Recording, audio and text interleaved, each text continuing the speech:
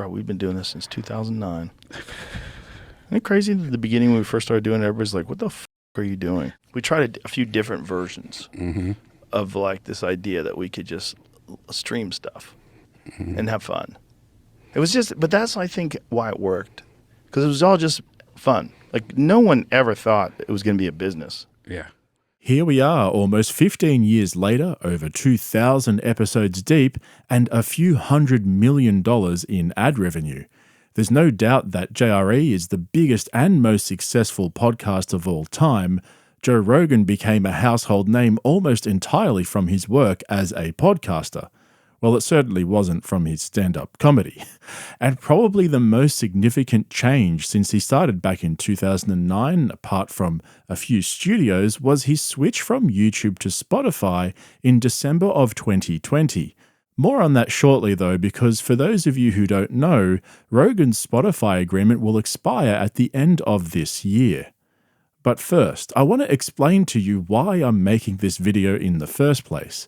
You see, this wasn't just some spur-of-the-moment idea that popped into my head. This has been building up over the last couple of months, so let me explain. Just before I do that though, welcome to any new viewers. I hope you enjoy this video and decide to become a subscriber. More importantly though, a big shout out to my regulars for carrying this channel to almost 20,000 subscribers. If you enjoy this video, don't forget to hit the like button and share it with family and friends who you think might enjoy it as well. So then, it all started back in September on episode 9 of Protect Our Parks on JRE. But can I just say this podcast, Protect Our Parks, has some of the biggest specials around. Mine was huge last year. Shane's is going to be huge. Mark Norman's top 10 for 2 weeks on Netflix.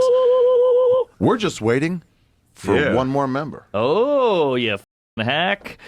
When's this coming? Where buddy? is it? I don't know. I haven't even thought about it. What? Come on. Because I've just been writing new material and around. All right. That's probably a good move.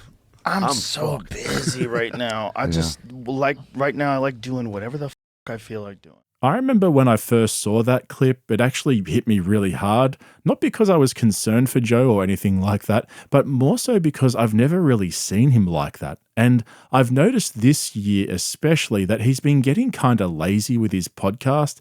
I mean, he's never really put that much effort into researching his guests or anything like that. He's notorious for having a guest on and not having read their latest book or even watching one of Elon Musk's biggest achievements before having him on. To get to Earth orbit, you need the giant rocket. It's very nonlinear.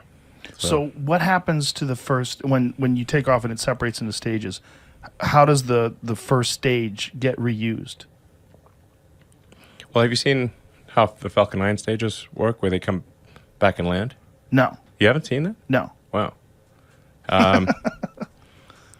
Yeah, I mean... Jamie's going to pull it up. So does it come down with parachutes? Does it... Like, how does it land? No, it lands propulsively with the thrusters, with the engines. Really? Yeah. Rogan must have been the only dude on the planet to not have seen that. But that's his style, right? He doesn't do a lot of research. He brings up articles that he's never read. He just remembers the title so Jamie can pull it up and he could read it in real time.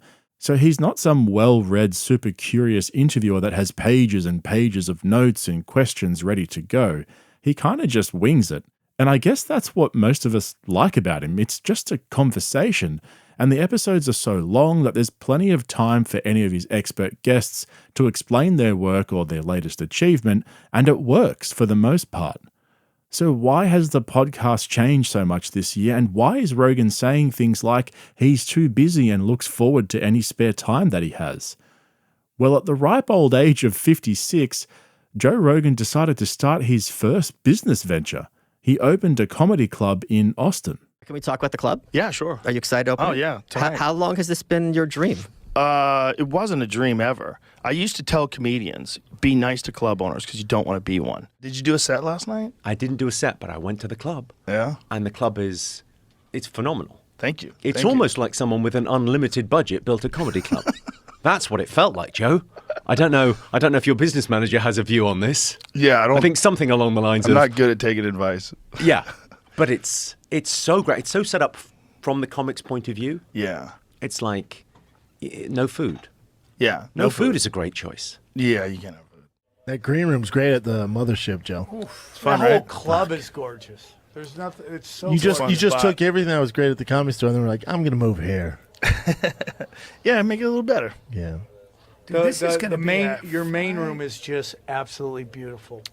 Yeah, we did everything the right way. You know, we set it up the right way. It took a long time, and you know, that just being in that green room with Schultz and everybody, And we were all that- talking. It I was, was like, so oh, good man. to be Fun. together. Oh, like man. so I fun miss laughing. That. I miss that. Yeah, we don't get that now. Well, that's a problem. Like we had that at the store. yeah, we did. Where it was like a fun hang, where you would go, you know, you do your weekends on the road or whatever. But when you were in town on the weekdays, you get to hang out with your boys. Nothing We would better. laugh and talk, Nothing and like hug it. each other. So Laughing. fun, so fun. It sounds pretty wild, especially if you're a friend of Rogan's. I doubt there's anything like that anywhere else, but I also think that Joe probably bit off more than he could chew. That's not to say he's incapable of running a comedy club. I'm sure that he is. But when you consider everything else that he does, owning a small business is hard enough on its own, even with plenty of help. And by the sounds of things, it sounds really expensive. When you factor in all the time, effort, and money that he's put into that club, I doubt it's even profitable, at least not at this point. And it might never be, but I don't think that matters to Joe that much. Now, if you consider how he's made his money over the last 30 years or so, owning a comedy club would be a very new experience for him. Think about it. He's used to basically earning massive appearance fees for everything he does. Whether it was the millions he made from hosting Fear Factor or his UFC commentary, even selling at arenas doing stand-up comedy, those type of gigs are nothing like owning a small business. And then when you factor in the podcast where he makes hundreds of thousands of dollars each episode, moving into business would feel really weird, almost like torture. Ask anyone who runs a small business, particularly in the entertainment or hospitality industries. The margins are razor thin and you really have to be hands-on to make money. You can't just hire a whole bunch of people and pay them good money because you'll be left with nothing. So even though Joe's flush with cash, that comedy club would certainly be causing him a lot of stress. But hey, it's what he loves. It's bringing people together, and sure, he can afford for it to make a loss each month, probably for the rest of his life anyway. Having said all of that, though, I'm absolutely certain that Rogan has considered dropping the podcast and just focusing on the comedy club and UFC commentary. I just feel like that's where his heart is. But I'm going to come back to that in a moment because, guys, we need to discuss Spotify. In 2020, Rogan signed an exclusive 3-year deal with Spotify to distribute the JRE podcast, and while initial reporting said it was worth around $100 million, more recent reporting has revealed that the deal is worth at least $200 million. Woofed. That's a lot of money to talk, huh? But this lucrative deal is coming to an end in a couple of months. In fact, it's only a matter of weeks now, and to say that the road has been rocky with Spotify would be a massive understatement. But it's not as smooth as it probably should have been when we first transferred over in December. But they just weren't ready for the volume. They had never had a show. First of all, they created video because of the conversation we had about this podcast. Yeah. They wanted the podcast to be audio only. And my manager was like, think about the Elon Musk moment when Elon Musk is smoking. That is a viral moment that only happens with video. Where Elon's like, it's legal, right? I'm like, yeah, it's totally legal. Huge. But those moments, those crazy viral moments, they don't exist without video. And my manager said that to Spotify. And Spotify's like, you're right. And then they started working on the video platform. You did it so long yourself, and then Spotify's under a ton of pressure. Like, didn't they delete some of your episodes? Yeah.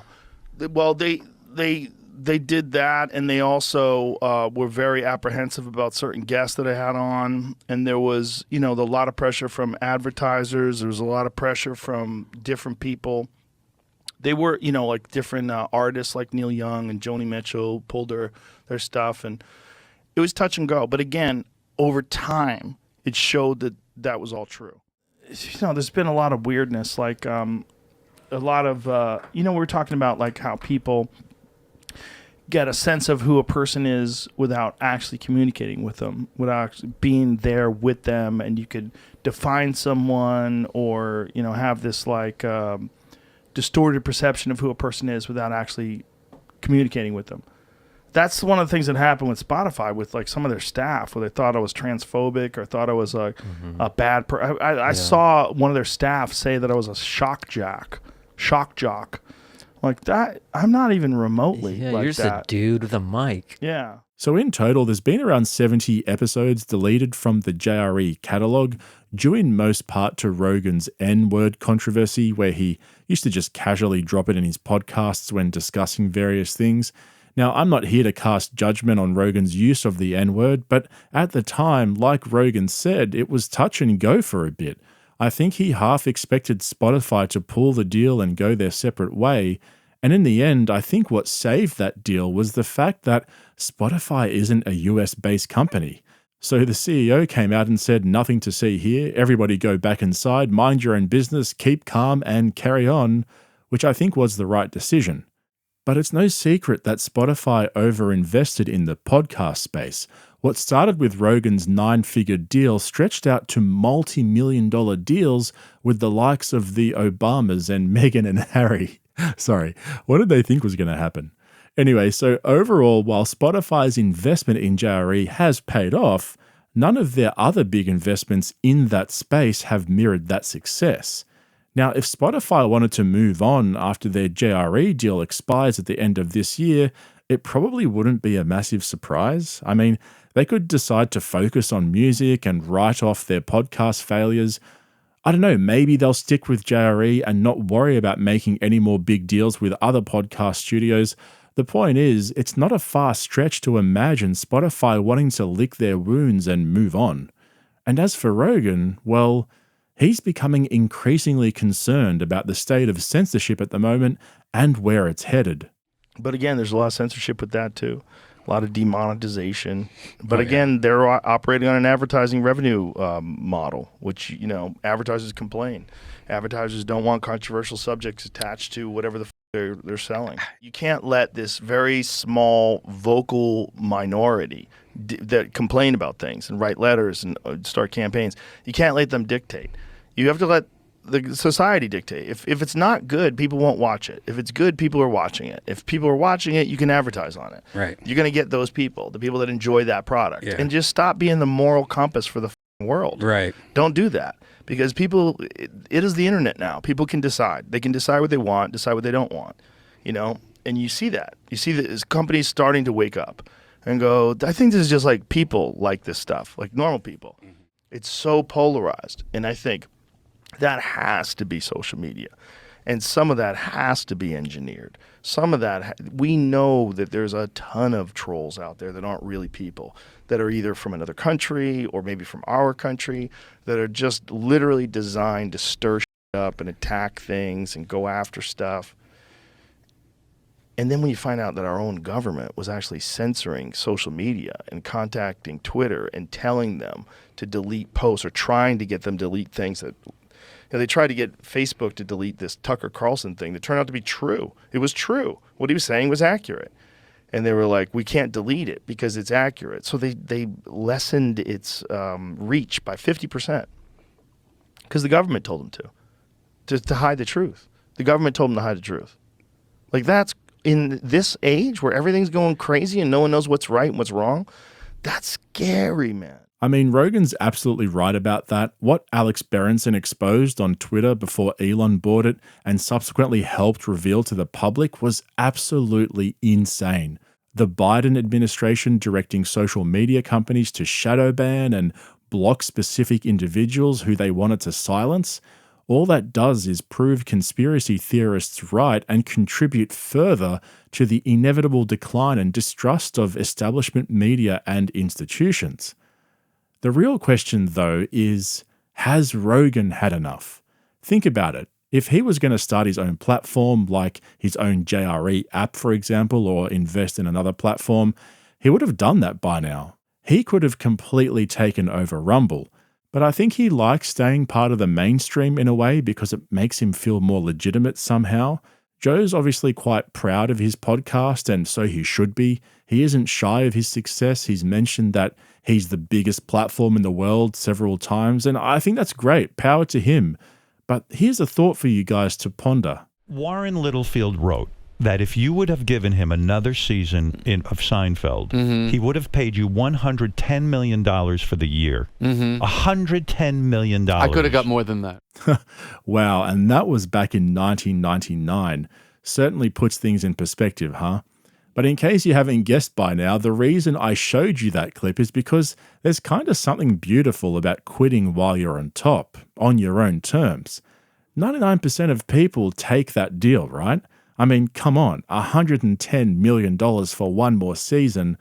Turning that down has to be one of the biggest flexes in show business, right next to Dave Chappelle telling Hollywood to go for a swim. So you can see how I pieced all of this together in my head and why I decided to make this video. Now let me be clear about something before I continue. I don't want Rogan to stop. I think he should keep going, and I hope he does. But when you lay all of this out with the stress of running the comedy club, Joe Rogan getting older and sick and tired of the censorship, advertisers becoming more woke by the day, you can see why it's entirely possible that Rogan throws in the towel and sees out the rest of his days hanging out with his mates at the club and just doing UFC commentary, enjoying his money and his free time. After all, he's done 2,000 episodes. He's interviewed some of the most famous people in the world, and now the podcast seems to be this never-ending cycle of comedians that no one's heard of, trying to sell tickets of themselves and cash in on that Rogan exposure. It's getting kind of lame now. But I want to make one final point before I tie this up, because there's something that's always bothered me about Rogan. He's always claimed to be part of the alternative media, doing his own thing his own way, which he kind of is. I don't want to take that away from him. He books his own guests, no one tells him what to say, there's no script, etc., etc. But here's the thing, guys. Rogan still makes money from ads. That's how he got rich. Just like CNN, Fox News, Seinfeld, Fear Factor, it's all the same. Rogan doesn't have paying subscribers like Sam Harris, for example. Whatever you think of him isn't relevant, but he has a user pay model, so he doesn't have to have ads on his podcast. Now, naturally, I'm being a bit of a hypocrite because I make money from ads as well, but I just wanted to make the point that JRE's business model isn't new. It's exactly the same as every other type of showbiz and Hollywood business model in history, which he claims to hate. And to make matters worse, even if you pay for Spotify, you still get his rambling ads throughout the podcast. At least on YouTube, if you pay, you get absolutely zero ads. So as much as I like and respect Rogan, he hasn't exactly reinvented the wheel here. All he's done is capture a large audience, well, a massively large audience, who want unedited, authentic conversations, and he monetized them just like everybody else does. Just something to keep in mind, that's all I'm saying. Anyway, time will tell what Rogan decides to do, but in the meantime, let me know what you guys think in the comments below, and I'll pin the best one. Don't forget to subscribe so you get all my videos in your feed, and I'll catch you guys in the next one. There's a cool thing happening here right now, man. And Kill Tony is a giant cornerstone of it. Your show is the cornerstone of, and I was telling Tony this last night when we were having dinner together. It's like it's the cornerstone of the comedy community for Austin, and I think for the whole country, because it teaches young comics to just be funny. Just be funny. Find your voice up there, but the most important thing is you got to be funny. You only have 1 minute. You can't virtue signal. You can't talk about your victimhood. You can't. No one wants to hear it. Right. You have 1 minute to be funny. That's the art form.